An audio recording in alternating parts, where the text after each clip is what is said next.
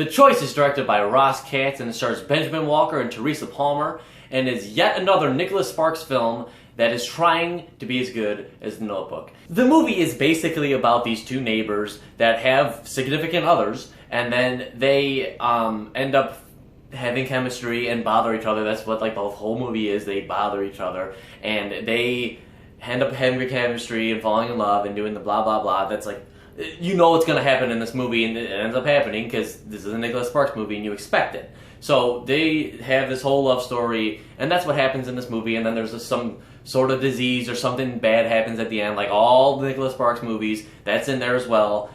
But in this movie, for whatever reason, I was way more involved in the story than I was with all the previous Nicholas Sparks movies, especially last year's The Longest Ride. I just hated that movie just because it was so poorly done in the story. All the stories of Nicholas Sparks movies, I don't think are all that awful. It's just that his writing is so melodramatic and over the top, and like the acting is usually just so poor that it's hard to get through. But in this one, I really felt for this story. I was really into these characters. I thought that the story itself was a pretty good love story. I liked it because it wasn't as cliche as some other love stories are, because there would be parts where I would be like, oh, of course they're going to do this, but then I'd be like, oh, wow, they actually didn't do that this one time. For instance, there's a whole love triangle thing going on where the guy is in love with the girl, and then the girl has the boyfriend, and then the boyfriend goes away, of course, and then they end up doing stuff, and then the boyfriend comes back, and it's like, okay, now she's going to just get back with the boyfriend. And in this one, she ends up breaking up with the boyfriend, and I'm like, wow, that was really refreshing. I couldn't believe that they did that, because they usually draw it out and elongate it and like do this whole thing and wait till the end. And that's not what this movie's about. This movie is more about them falling in love and then things that happen later in life. And I really like that about that. But the execution of the story was not great.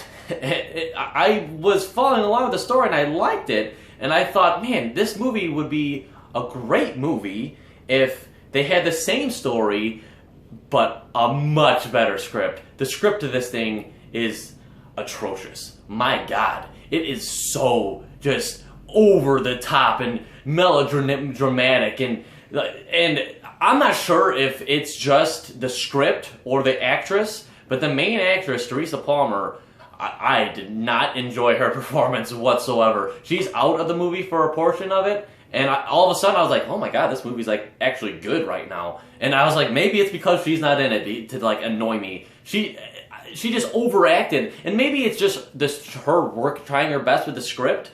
And honestly, no one really did a very good job with presenting this awful script, except for the main guy, which he was not always great. But in most of the movie, I was like, he was passable. Like he gave a better performance than what the script was given to him. You know, it's like he really did as much as he could with the script, and I thought he was the best actor, and I really liked watching him. He was fun to watch.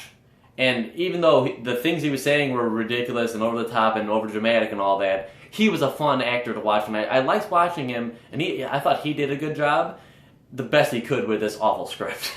But the awful script is still there, but it's surrounded. It's in a good story, and if only the good story had a good script, and then this would be a good movie. You know, I was thinking about like, you know, this movie really isn't for me. Like, this isn't like exactly pointed at me. There was a lot of older people in the theater, and you could tell that they were laughing and being surprised and enjoying. And it's like that's what they're there for. This is like a movie for apparently just older people that are in love and like, oh, they just want to see a nice little love story, and you know, that's who it's for. It's not for me.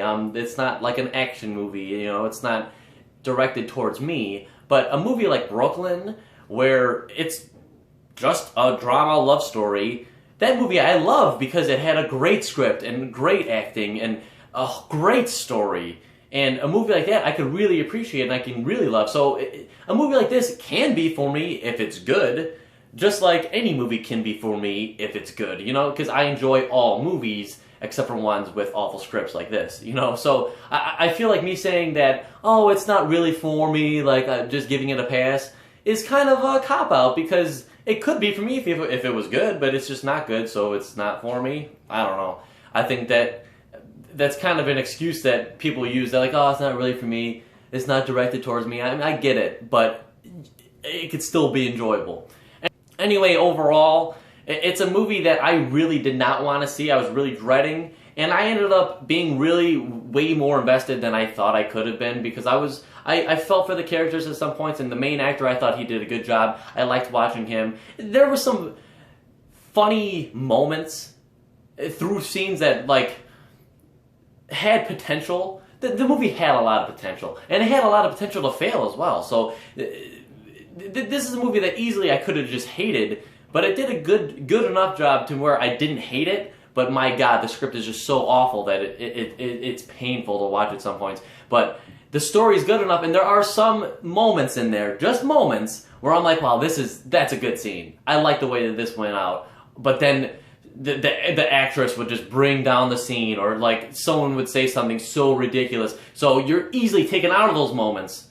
But there are those moments in there that are nice little moments, like, oh, do that, like, be good, you can do it, like, I'm seeing it right now, oh, you fail. You know, so the movie lets you down, no doubt, but it is so much better than I thought it could have been. I actually enjoyed some of the parts, whereas I didn't.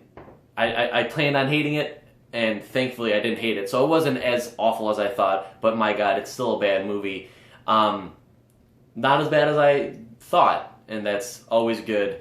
Anyway, overall, I'm going to have to say 2 out of 5 for this one. I thought it was a lot better than I thought it could have been. Definitely not good. It's still pretty bad, but not awful, and I'm very thankful for that. Anyway, guys, thank you so much for watching. If you like this and you want to see more reviews from a guy like me, you can subscribe, and I'll see you at the next one.